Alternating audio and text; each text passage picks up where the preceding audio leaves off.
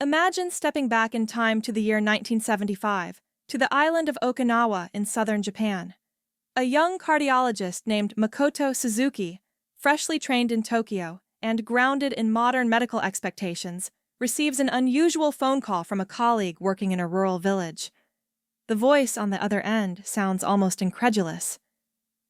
"There is a woman here," the colleague says, "well over 100 years old, out in the fields cutting grass with a sickle as if it were the most ordinary thing in the world." Suzuki assumes there must be a mistake. He expects to find someone fragile, bent with age, perhaps confused or barely mobile. Still, curiosity pulls him from the city, and he drives to the village of Yomitan. What he finds there quietly overturns everything he thinks he knows about aging.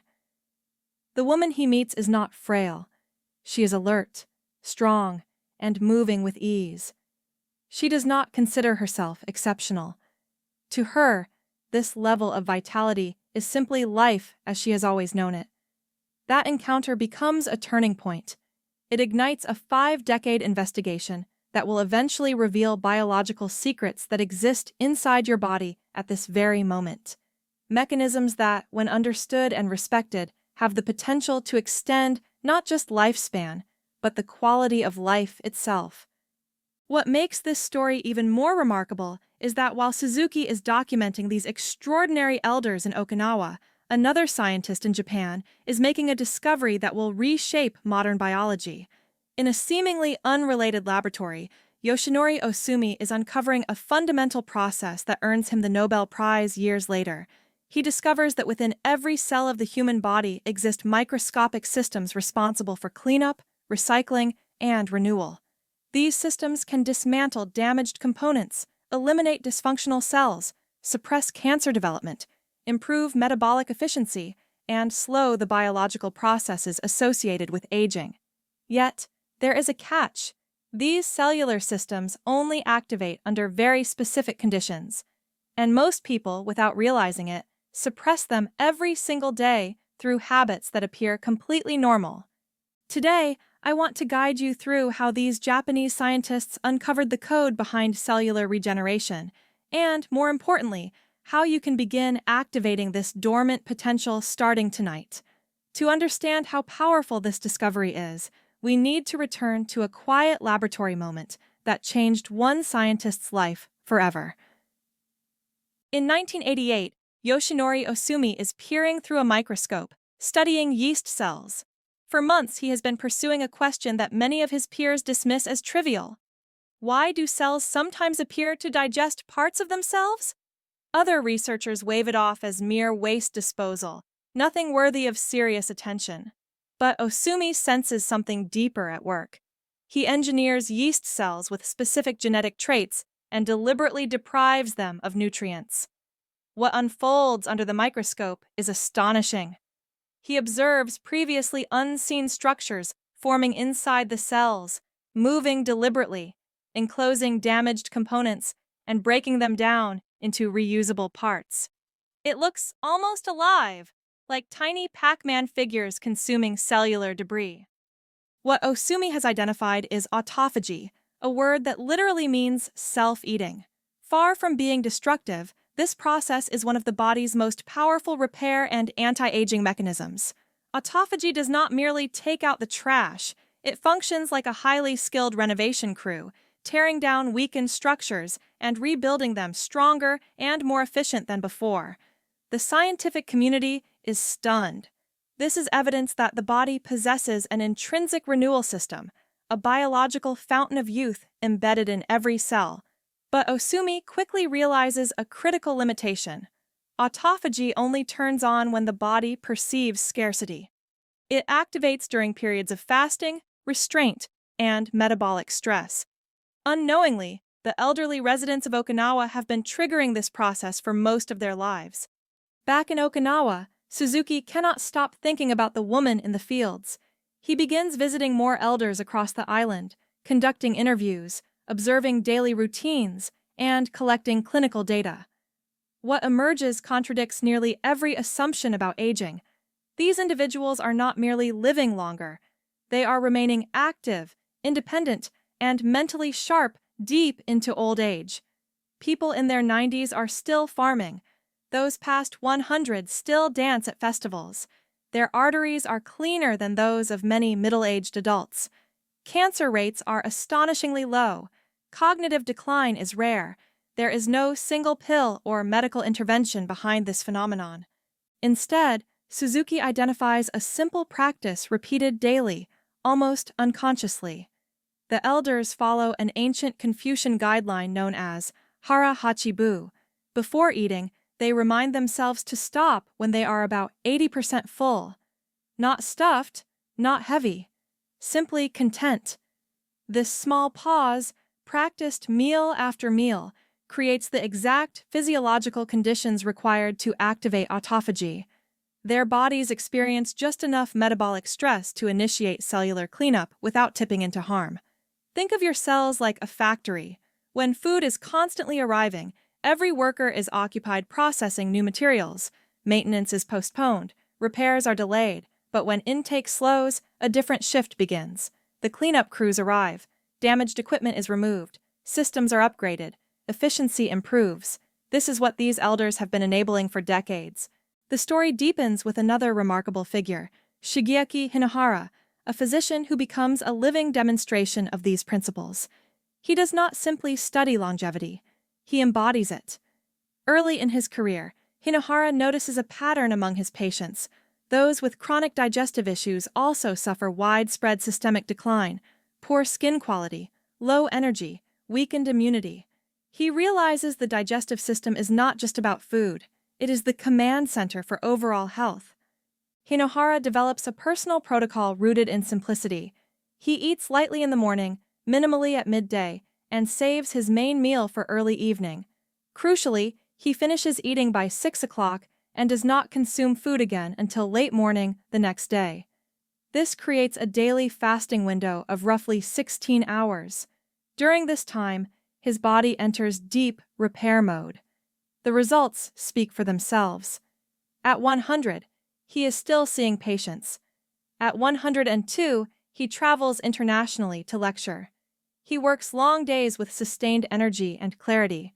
When asked about his secret, he explains that he gives his body time every night to clean and restore itself. Around the same time, another physician, Hiromi Shinya, is transforming understanding of gut health. Over 3 decades, he examines the digestive tracts of hundreds of thousands of patients. He learns to predict overall health simply by observing the colon. Diets heavy in processed foods, meat and dairy, correspond with shortened, damaged intestines. Traditional diets, rich in plant foods and eaten within limited time windows, produce digestive systems that appear decades younger. What astonishes Shinya most is that the healthiest individuals are not following rigid diets or supplement regimens. They are giving their bodies regular periods of rest from digestion. Extended breaks allow the gut lining to regenerate, the liver to detoxify, and systemic inflammation to decrease. These discoveries converge on a critical insight. Autophagy peaks not during sleep itself, but in the final hours of an extended fast. When the body has gone 12 to 16 hours without food, cellular repair accelerates. Modern habits interrupt this window. Early breakfasts, late-night snacks, and constant grazing shut down the process before it reaches full intensity. The Okinawan elders extend this window naturally. Their diets also support it. Instead of white rice, they rely on purple sweet potatoes, rich in compounds that enhance autophagy without spiking insulin. They consume bitter melon, seaweed, tofu, and a wide spectrum of vegetables, each contributing to metabolic balance and cellular protection. Their tea rituals, centered on green and jasmine teas, further support cellular health through polyphenols while encouraging mindful, slower consumption. Hinohara applies similar logic to the morning meal. He begins with small amounts of vegetable juice combined with healthy fats, easing the body out of the fast without overwhelming it. Timing, he understands, is as important as content. What all of these pioneers uncover is that the human body thrives on rhythm. Periods of nourishment must be balanced with periods of rest. When this balance is lost, repair mechanisms falter. When it is restored, the body remembers how to heal. Suzuki later observes a troubling trend. As younger Okinawans adopt Western eating patterns, their longevity advantage disappears. This confirms that genes are not the determining factor. Behavior is, and behavior can be changed. The activation process begins simply: eat to comfort, not excess. Gradually extend overnight fasting. Allow mornings to unfold gently. Build meals around whole, colorful foods. Over time, energy stabilizes. Sleep deepens. Mental clarity sharpens. Inflammation recedes. The body shifts from constant defense to sustained renewal. Beyond biology, Suzuki recognizes something even more profound. These elders do not obsess over health. They live with purpose. They maintain community ties, daily responsibilities, and a sense of meaning known as ikigai. Longevity, in this context, is not pursued. It emerges naturally from alignment with life's rhythms. Autophagy, Osumi later reflects, was never meant to be forced. It is a quiet guardian, activated by restraint rather than excess. Aging itself is not simply decay. It is a balance between damage and repair, shaped by how often the body is allowed to restore itself. Hinohara never spoke of retirement. He believed contribution sustained vitality. Stopping, in his view, accelerated decline. His life illustrates that longevity is not a single habit, but a mosaic of small, consistent choices. Modern science is now validating what these centenarians lived instinctively. Cellular repair, metabolic flexibility, gut regeneration, and circadian alignment are becoming pillars of preventive medicine. Yet the elegance of the Okinawan way remains unmatched in its simplicity. As convenience replaces tradition, wisdom can be lost, but it can also be reclaimed. The body is not fragile, it is adaptive. When given time, it heals. When given balance, it endures. Tonight, when you choose to finish your meal a little earlier, understand that you are doing more than adjusting your schedule. You are signaling ancient repair systems to awaken. You are stepping into a lineage of lived wisdom that has sustained vitality for generations. As this understanding settles in, it becomes clear that what these Japanese pioneers uncovered was not a shortcut or a trick, but a return to biological common sense. The body was never designed for constant stimulation, constant feeding, or constant demand. It was designed for cycles: expansion and contraction, input and rest, effort and repair. When those cycles are honored, the body responds with resilience that often surprises even modern medicine. One of the most overlooked aspects of this rhythm is how quietly it works. Autophagy does not announce itself. There is no dramatic sensation when it turns on, no sudden surge that tells you something profound is happening. Instead, its effects accumulate subtly. Cells become more efficient. Inflammation decreases. Mitochondria, the energy engines of the cell, function with greater precision. Over time, tissues regain flexibility, immune surveillance improves, and metabolic health stabilizes. The benefits are not immediate fireworks. They are slow, compounding gains, much like interest quietly growing in the background. This is why the Okinawan elders never spoke about anti-aging. They were not chasing youth.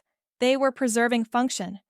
They could kneel, stand, walk long distances, remember names, and engage socially well into advanced age. These abilities were not viewed as exceptional. They were expected outcomes of a life lived in balance. Suzuki often noted that the centenarians he studied did not fear hunger. They respected it. Mild hunger was not seen as deprivation, but as a signal that the body was doing meaningful internal work. In contrast, modern culture treats hunger as an emergency to be eliminated immediately. This shift alone may explain much of the chronic metabolic dysfunction seen today. When hunger is never allowed to occur, autophagy is never given permission to begin. Another critical insight from these long-lived populations is their relationship with stress. Physical stress in the form of movement, gardening, walking, and light labor was constant but not extreme. Psychological stress, however, was buffered by community, routine, and purpose.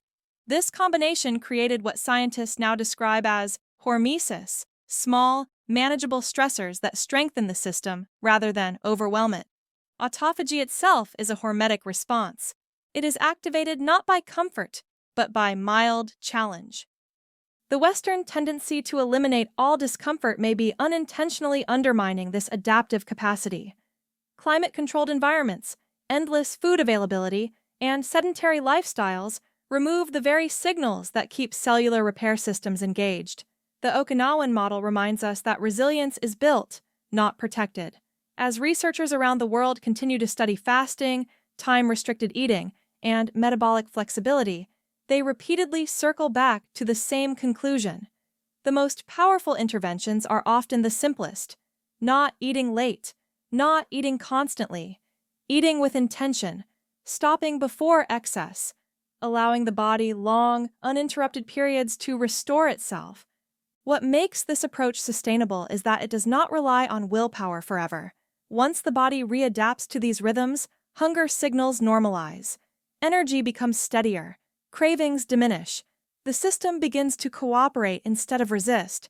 This is why the centenarians did not feel restricted. Their habits were not rules imposed from the outside.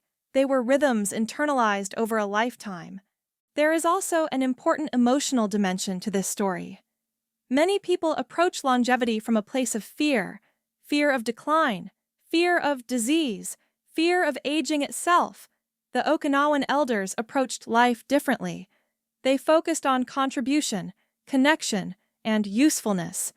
Their eating patterns supported that life, rather than dominating it.